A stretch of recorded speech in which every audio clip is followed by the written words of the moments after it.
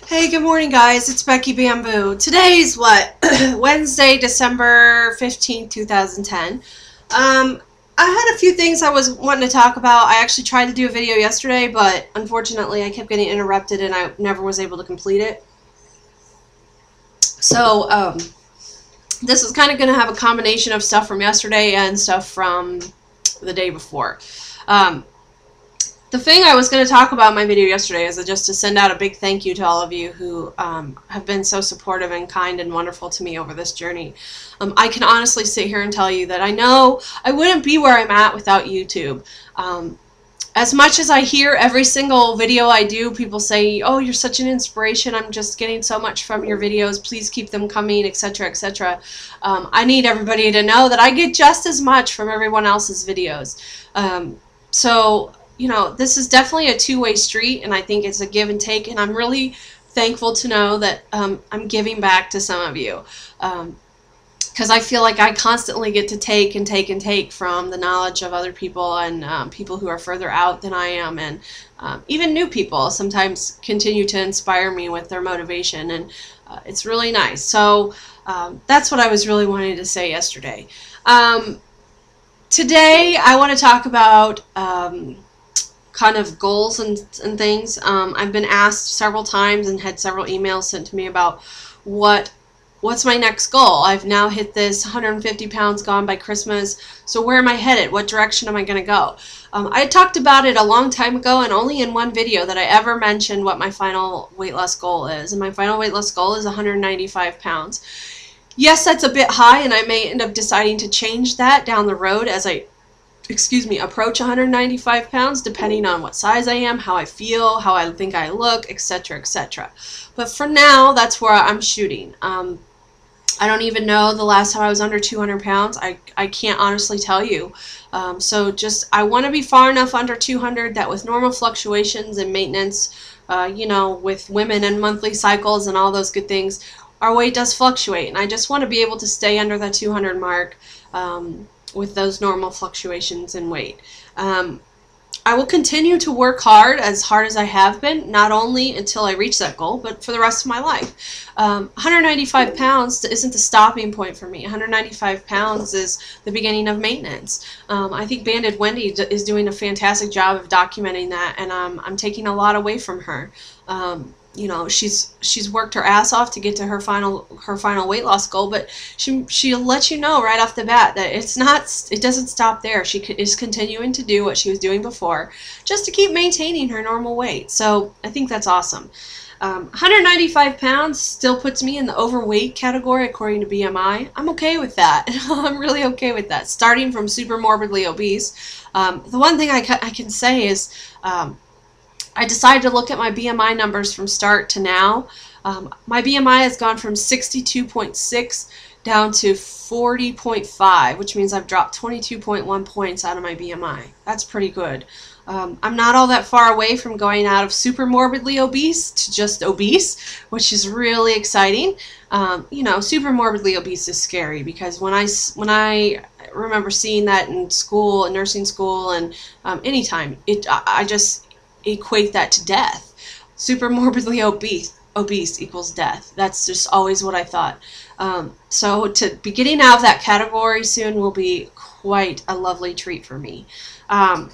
So yeah, my next goal, you know, my final goal of 195 is still 79 pounds away.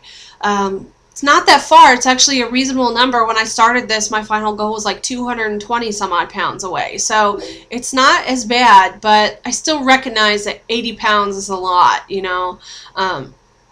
If I was just starting from now, 80 pounds would be like nothing because I burned through 80 pounds from like when I started in just a couple of months. I wish I could do that over the next 2 months, but I know that's not realistic either. So I'm headed to 249. That's really my next goal, to break 250. I stay here under 275 now, and I recognize it's not that far away. So that's where I'm headed. I'm not putting a time limit on this because at this point, at 6 months out, this is when my surgeon has let me know that weight loss is likely to start slowing down, and I don't want to set myself up for any disappointments, you know. If I'm comfortable creating a weight loss goal, then I will be happy to do it, and that's what I did with hitting my 150. I was completely comfortable and confident that I could reach that. I don't really have a mile a date that I feel comfortable like spewing out for hitting 249. So at this point, I'm just not going to go there, really. So yeah. I got to talk a little bit about what I did last night, and I'm really proud of this, and the reason I want to mention it is just because I think that other people out there might get motivation from this. I've been hearing a lot of people talking about lately how they're not very well motivated for fitness and all of that, and to be honest, the past few weeks I hadn't been very motivated for it either. In fact, aside from going to the pool, I hadn't done really a gym workout in about 3 weeks. So I totally get it. I get it from everybody. But one of my weekly goals, and yes, I set weekly goals. I don't always talk about them in my videos. In fact, I rarely talk about them on my videos because they're my own individual personal goals. They're not something I need to really talk about. They're just something that I need to keep in my head to keep me focused. One of my goals this week was to get back to the gym and get going. And boy, did I get going last night. I went to the gym, and our gym was packed, wall-to-wall people. There was not a single elliptical open, and in fact, the only workout equipment that was open was a treadmill, and you guys know I hate the treadmill.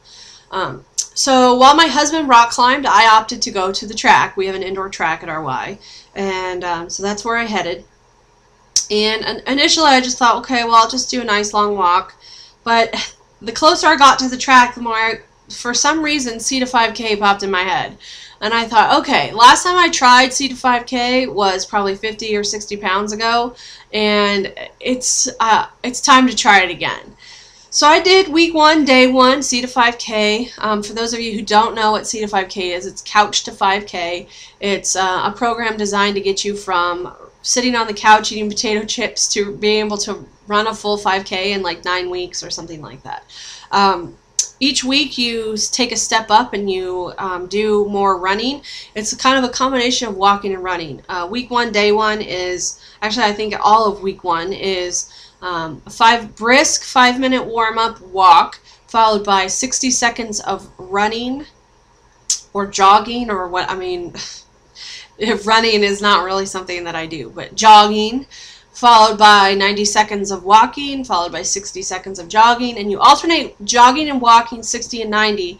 I think it's like 8 times, and then you do like a 5-minute cool down walk. So it totals 30 minutes. I did complete that, and I have to say the last time I did it, I was really struggling through the last couple sets of running. I didn't have that problem this time, and the last time I did it, the next day I could barely walk because my knees hurt so badly. And today my knees aren't bothering me at all. So I think the weight loss combined with, you know, the increased level of fitness that I've gained over the last few months is definitely making a difference. Am I planning on doing the entire program? I don't know yet. If I do, it's not going to be on the C to 5K program terms. It's going to be on my own terms. I don't excuse me, I get very bored with working out. I get really bored. I need to mix it up a lot in order to not get stuck in a rut. So some days I walk, some days I do elliptical, some days I swim, some days I do water aerobics. I mix it up a lot. So I won't be doing 3 days a week of C to 5K for the next 9 weeks. I guarantee that. There's too many other things that I really enjoy in exercise and that I'm not willing to give up for the next 9 weeks. And I also respect the fact that I think even still at my size that I will need to repeat weeks. I want to be able to do this at my own pace and in a comfortable way. And if I am really struggling through like week 2 or something, then I'm going to keep doing week 2 until I can do it, and I have confidence that I can do it, and it doesn't like absolutely kill me, you know. So yeah, that's kind of what I'm thinking on C to 5K. But anywho, I did that. So I did my 30-minute C to 5K workout, followed by 15 minutes on the recumbent bike. And I keep trying the recumbent bike, and I keep reminding myself why I don't like it, because I just get so bored on it. It's so boring.